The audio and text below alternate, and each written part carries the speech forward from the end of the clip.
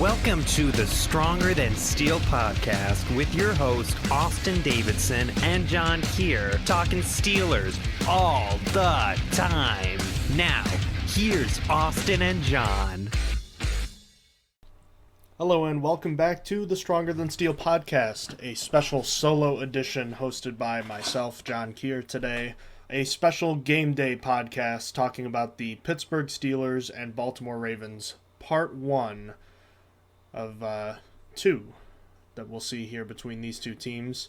And I'll cover a few things with today's game, but I also wanted to address some news that came out yesterday, which not overly surprising, but kind of confirming what we've already known, but still just interesting to see officially in writing for the first time. So I suppose I'll start there.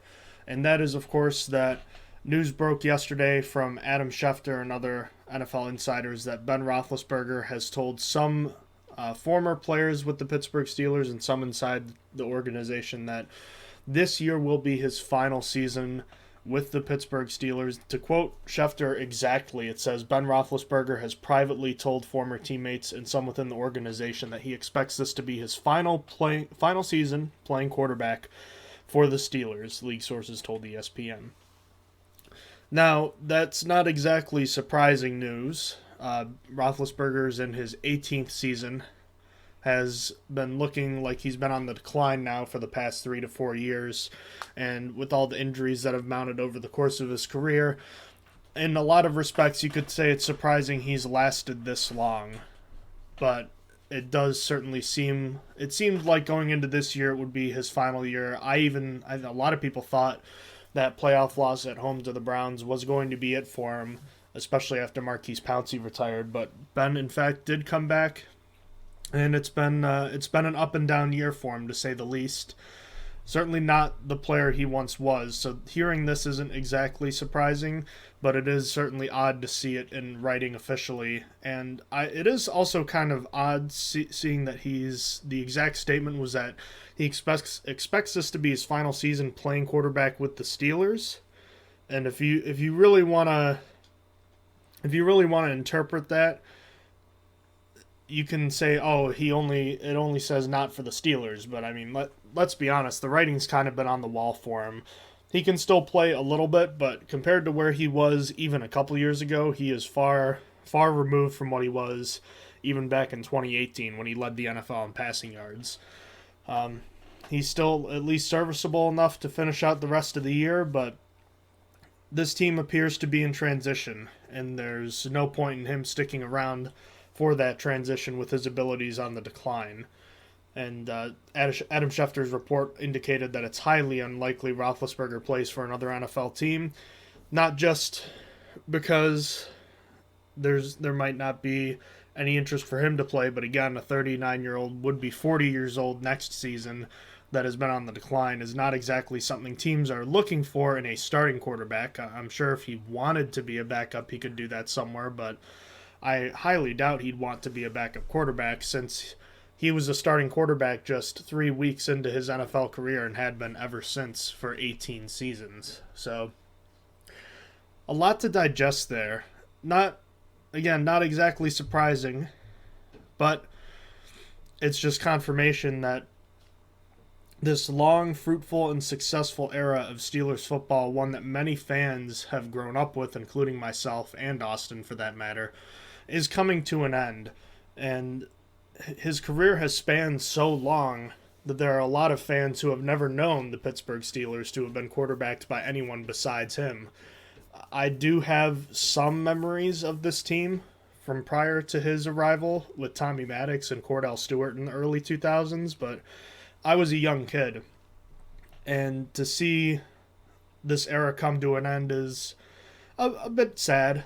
But at the same time, it's also something that was expected to happen and is frankly necessary to happen. It's time to close the book on this chapter of Pittsburgh Steelers history.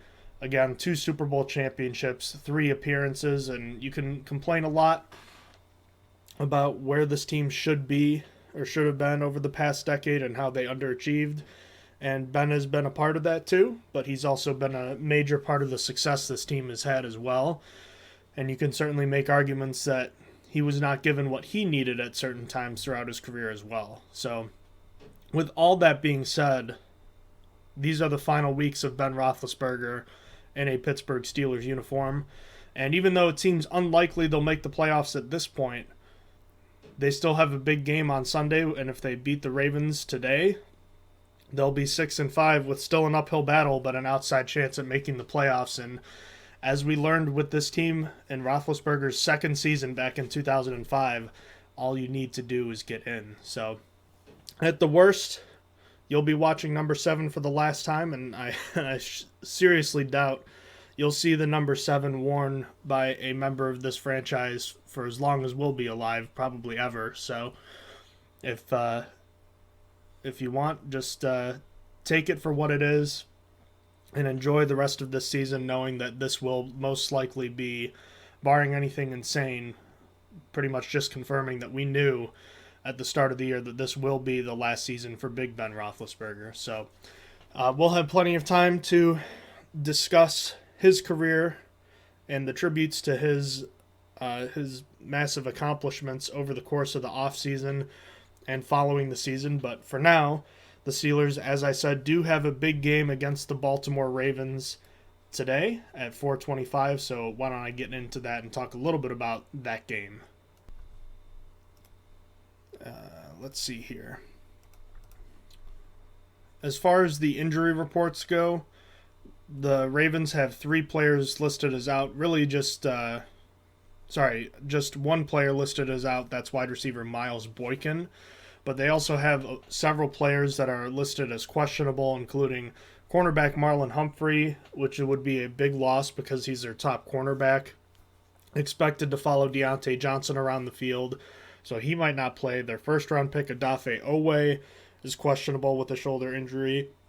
There also could be missing cornerbacks Chris Westry with a thigh injury, Tavon Young, the slot cornerback, also with an illness, Anthony Everett with the shoulder and ankle injury, and they also could be without linebacker Patrick Queen with a rib injury, and Patrick McCarry, their offensive tackle, with an ankle injury, and Jimmy Smith, their cornerback, also has a neck injury, and Patrick Ricard has a foot and thigh injury. So the Ravens are really beat up right now, as they have been all season.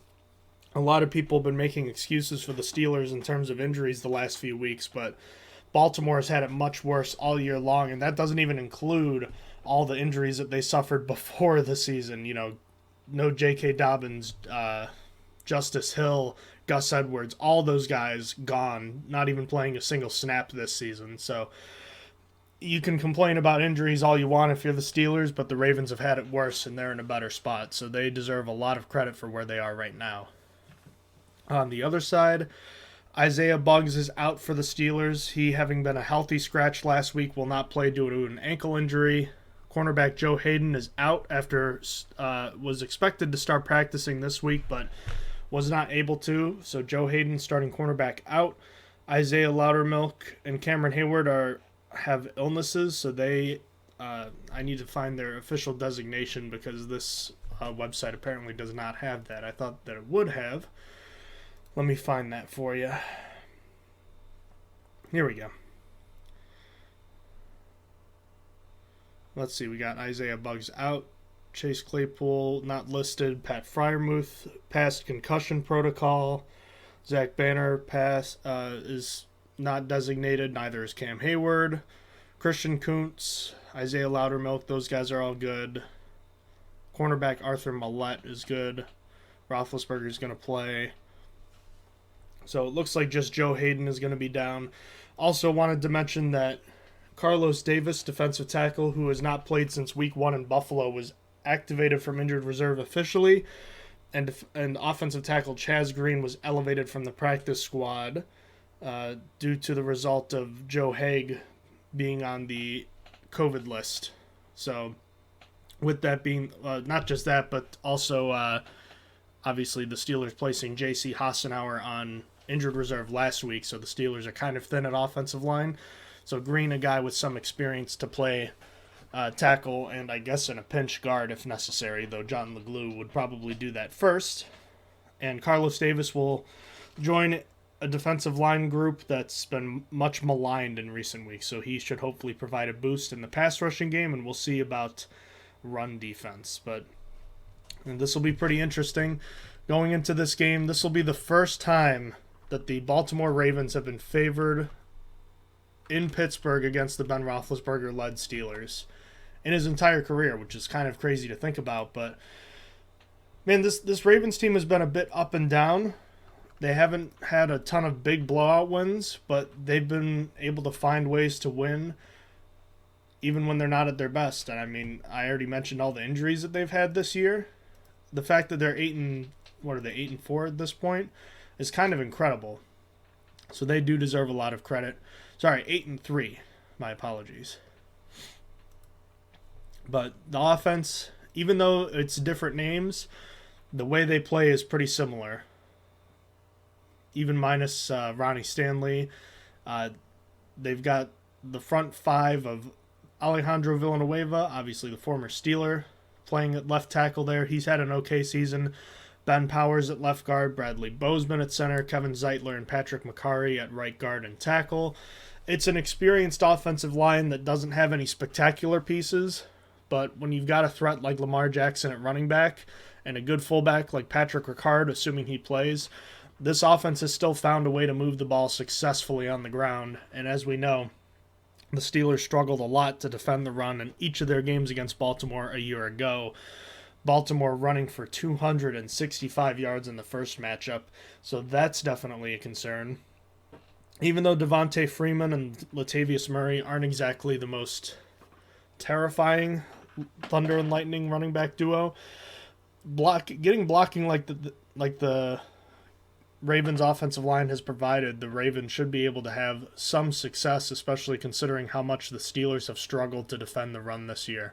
Lamar Jackson is just such a big part of what they do on offense.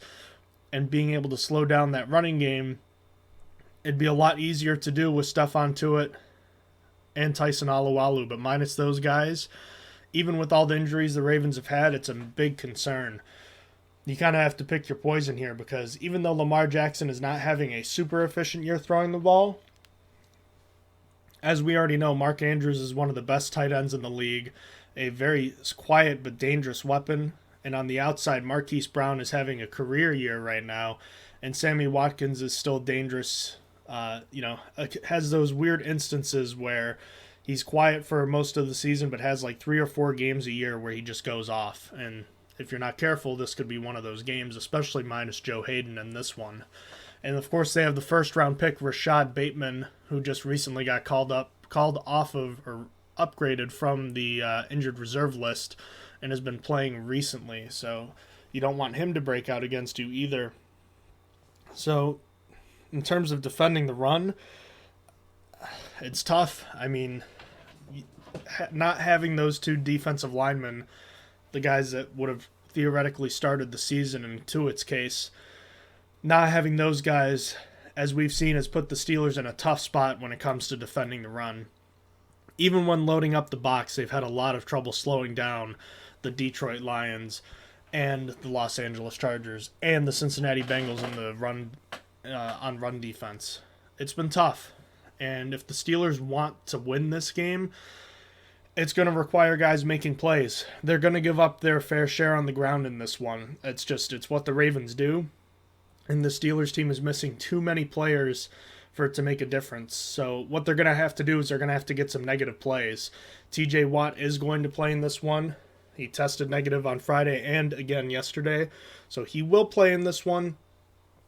And it'll be up to guys like him, Cameron Hayward, and of course the newer additions to the defense like Carlos Davis, who was just activated off of injured reserve, and the recently signed Montravius Adams from New Orleans practice squad. Those guys are going to be tasked with getting into the backfield and making a few plays. It's going to have to be either a bend but don't break defense or a big play defense that tries to force turnovers. It's about that third down defense being able to come up with a play and not letting the Ravens hit the explosive play on the ground. And on the other end, You don't want them to sell out too much to stop the running game, because if they do, that's when Mark Andrews and Marquise Brown go off. So I guess with the Steelers, it's probably a matter of do as much as you can to try to take away the ground game, attack the mesh point and try to hit the quarterback, make Lamar Jackson hand it off every time. Just try to make it so that he doesn't want to run with the football, because he is the most dangerous runner on this team. And win those possession downs, those third downs, those fourth and shorts, which the Ravens are confident and will go for. And then when it comes to the passing game, I don't know. I feel like Mark Andrews is probably the more dangerous player, but Marquise Brown on this Steelers secondary is a concern. James Pierre's had troubles this year getting beat deep, and Minka Fitzpatrick probably having to focus more on stopping the rushing attack in this one. You might have to take your chances with Marquise Brown, and we'll see maybe 5 shots this game down the field, probably 3 with him, and you can't let them win those types of plays. So defensively, it's going to be very similar to the first game they played a year ago, which is you can give up the yardage between the 20s, but if you're forcing the Ravens to take a 40-yard field goal with Justin Tucker, even though it's automatic points, that's a massive win. So, I mean, you take that if you're the Steelers defense. Coming away from this one with the Ravens scoring less than 24 points feels like a victory, with everything the Steelers are missing right now. On the other end, the Ravens defense, not quite the dominant unit that we're used to seeing it be, but it's still a decent unit, at least up front. Obviously, they're missing a bunch of players on that side, too. Probably few more important than Marcus Peters, who was lost for the season way back at the start of the year. They still have Brandon Williams, Calais Campbell, likely a future Hall of Famer, and Justin Houston. They've got maybe an unheralded but efficient linebacker room in Josh Bynes, Tyus Bowser, and the emerging Patrick Queen. When it comes to trying to run the ball, I have a tough time seeing the Steelers run the ball effectively against this group. The Ravens, Brandon Williams and Calais Campbell, and not to mention Justin Matabuke too, who Austin looked at pre-draft a couple years ago. This is a good run-stopping defensive front, and they pursue well. And with the Steelers' struggles to run the ball, I don't feel good about the Steelers' chances to successfully run for a large total in terms of the raw counting stats in this one. Austin and I checked out a tweet from NFL Next Gen Stats earlier this week, which indicated the Steelers have faced a light box on a very large percentage of their running plays. In fact, I'm gonna actually find this for you because I'm curious about it. It's a very, honestly, depressing stat because this whole season I was under the impression the Steelers were facing a ton of heavy boxes, and as a result we're not running the ball well, and they weren't facing heavier boxes, or they weren't facing lighter boxes because the Steelers were unable to hit the deep ball, or were unable to get the ball down the field successfully very often. Here we go. Found it here. So on a graph at NextGen Stats on Twitter, a cool graph that indicates 2 axes, if you will, with a light box rate and a 2 high safety shell rate. So the 2 high safety and light box are similar. The general idea is that 2 high safety shells will indicate some sort of cover 6, 2, or 4, and light boxes are just, in terms of counting, you have more blockers than defenders in those situations. So usually a heavy box is 8 men in the box, depending on your personnel and how many people are close to the line of scrimmage. The higher percentage the light box and 2 high safety shell is, that's generally teams inviting you to run the ball. And in terms of in terms of light box rate faced this season, only the Kansas City Chiefs have faced a lighter box more than the Steelers.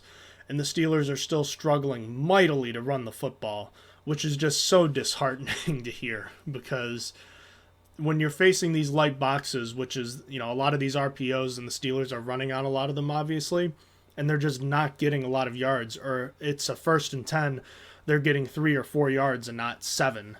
And it's tough to win that way. All the good things Najee Harris has done for this team, he does not get a lot of explosive runs. And we knew that was going to happen, but with this team not producing a lot of explosive plays in the passing game, you really, really need to have explosive plays come from somewhere.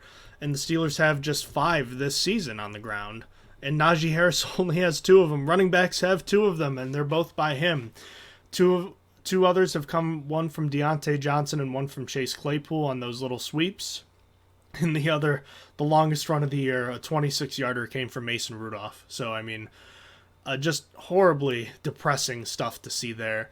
And outside of that, the Steelers are, I believe, 4th in the league in terms of too high safety shell rate faced, which also explains Ben Roethlisberger's short passing game. Why would you go deep down the field when you're facing too high? So just really, really disappointing to see stuff like that going on with the Steelers' running game. You really feel like the Steelers should be able to run the ball better, but they just have not been able to. And against a talented defensive front, it feels tough to think that the Steelers are going to be able to run the ball effectively. Go with that game plan that the Steelers had in the last 2 games that they played against Baltimore. Throw short, and the Ravens' defensive backs are going to be missing players. Rely on your guys to get open, and don't get in 3rd and long situations because, as we know, the Ravens have probably the most complicated blitz packages in the NFL, given their amoeba package, and they play very similar to Pittsburgh, which Ben Roethlisberger will be familiar with a lot of the blitzes, but this young offensive line, that's a concern. I know they struggle to run screens, but I'd consider this to be a game where you want to try to run some screens, and maybe you get the Ravens starting to come up to the box, run some double moves, and hope that you can get a max protect to work and try to hit them down the field. This could be a game where you see the Steelers have a pretty decent offensive day, but you're going to need short fields in this one, and you can't turn the ball over. So, it's the same stuff we've been saying all season. So, it's going to be tough. There is a path to victory, and the offense can move the football in this one, but it's not going to be easy. So, as far as the guys I'm most importantly watching in this one, on offense, it's going to be Diante Johnson, who's having a fantastic season, only dropping 1 pass this entire year, and a guy that was much maligned, obviously, because of all those drops, but I think has responded in a great way this year. And with Marlon Humphrey likely shadowing him the entire game, it's going to be on Johnson to get open and make plays. And if Humphrey doesn't play, Johnson could have a big day.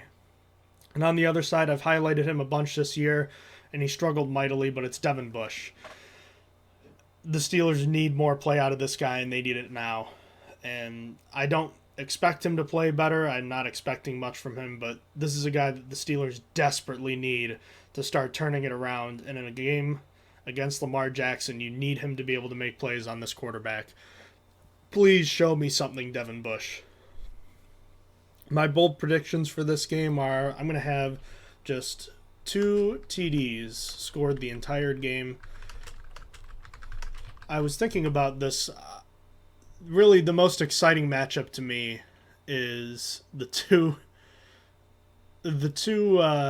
kickers in this one. Maybe the 2 best kickers in the league. I kind of want to see a classic game between the kickers, so that's kind of what I'm going for in this one. And I'm going to go with 6 turnovers total in this one. This feels like an ugly game, so I'm all for it, I guess. All right, let me get to my picks for the rest of this week. I'll go kind of rapid fire here. The Buccaneers at the Atlanta Falcons. Tampa Bay is a 10.5-point favorite. Everyone that knows me knows I've been picking against the Falcons all year. This feels like a game where the Buccaneers are going to drop 40 on the Falcons easily. So I'll take the Buccaneers. Cardinals at the Bears. The Bears are a 7.5-point underdog at home. I like the Cardinals. I feel like the Bears actually have a better chance to compete with Andy Dalton at quarterback right now, but the Cardinals are just in a zone. They're going to keep rolling. Chargers at Bengals, maybe the game of the week in the AFC. The Bengals are field goal favorites at home. I think the Bengals, I'm actually going to thread the needle here. I think the Bengals win, but the Chargers are going to make it a 1-point game, a last-second field goal for McPherson and the Bengals to win. So Chargers +3. Vikings at the Lions. The Vikings are 7.5-point favorites on the road. Watch this game, Steelers Nation. The Vikings get the Steelers at home next Thursday, so pay attention to this one. I like the Vikings to win and cover. I have no faith in the Lions anymore, unfortunately. Giants at the Dolphins. The Dolphins are 6-point favorites at home. I'll take the Dolphins. The Giants are going to be without Daniel Jones, and I like what the Dolphins have been doing lately, and I think they'll be able to win relatively comfortably. Eagles at Jets. Jets are 7-point home underdogs. I like the Eagles, even though they've been inconsistent. The Jets have just been so bad defensively. It's hard to think that the Eagles won't be able to win by at least 7 here. Colts at Texans. The Colts are 10-point favorites on the road. I actually am going to take the Texans +10 here. I have a sneaky suspicion about this game just because it's a divisional matchup, and the Colts have played a lot of solid football lately, but I feel like this is one of those games where they're going to have a lot of mistakes. By the way, I was taking the Buccaneers as my lock this week. I forgot to mention. Moving into the 4 o'clock games, Washington football team at the Las Vegas Raiders. The Raiders are favored by a point. This is kind of a coin flip. I'll go with the Raiders at home, I guess. Give me taking the quarterback taking, in my opinion, the better quarterback to only win by 1. I like that. Jaguars at Rams. The Rams are 13-point favorites. Man, the Rams just have been sputtering so much lately. I'll take the Jaguars +13, but I wouldn't touch this game with a 10-foot pole. 49ers at the Seahawks. This really feels like the end of times for the Seahawks in their current iteration. The 49ers are favored by 3.5 on the road. Give me the Niners. Tonight, the Broncos at the Chiefs. The Chiefs are 9.5-point favorites. It's kind of strange. The kryptonite for the Chiefs this year has been the too high shell and the light boxes I just mentioned with the Steelers a few moments ago. The Broncos play a higher no one plays a 2 shell higher than the Broncos do. However, I'd be remiss if I didn't mention that the Broncos haven't beaten the Chiefs since Peyton Manning was their quarterback. So there's kind of a lot going against it. They did play a close game last year at the end of the year. The Chiefs only won 22-16. But besides that, the previous 3 meetings, the Chiefs beat the Broncos by double digits every time, and it was a lot every time. I like the Chiefs to cover in this one. Monday Night Football, Patriots at Bills. The Bills are 2.5-point favorites. This could be a really, really good game. Whoever wins it is in control of the AFC East. I like the Bills to win, but I'll take the Patriots to cover in an instant classic. And that brings us all the way back to Ravens at Steelers. The Ravens are 4.5-point favorites. Everything says this is a game the Ravens will win. And with the Steelers' Ben Roethlisberger era coming to an end after this season, basically officially now, it's now just a matter of can this team get into the playoffs? And they have a ton of issues. They've had problems stopping the run. They've had problems sustaining drives. They've had problems with a lot of things ever since they tied the Lions and just haven't gotten right since then. Everything says this is a game the Ravens should win and win relatively comfortably. But if this is really the last gasp of this Steelers era, there's something about this team that sometimes surprises us and sometimes they win games when they're not supposed to. I think about 9 years ago when the Steelers were 6-5 and practically on their deathbed to make the playoffs, facing what would become the Super Bowl champion Baltimore Ravens that year, with a 36-year-old, 37-year-old Charlie Batch at the helm, who had thrown 3 interceptions in Cleveland the week before. There was no reason the Steelers would win that game, but they did. And I just feel like the last time Ben Roethlisberger plays the Ravens at home, this has a very weird feeling that I think the Steelers might be able to win this one. I'm going to go against my gut And I'm going to say the Steelers are going to win outright by a score of 24. Wait, no. I'll go 22-19 because I said there'd only be 2 touchdowns. So I'll go that what I was just talking about, the matchup of the kickers with an all-timer between Boswell and Justin Tucker, probably the 2 best kickers in the NFL. So that'll wrap up this podcast. It's 1 o'clock right now, so games are getting started as we speak. Thank you, as always, for listening to the Stronger Than Steel podcast.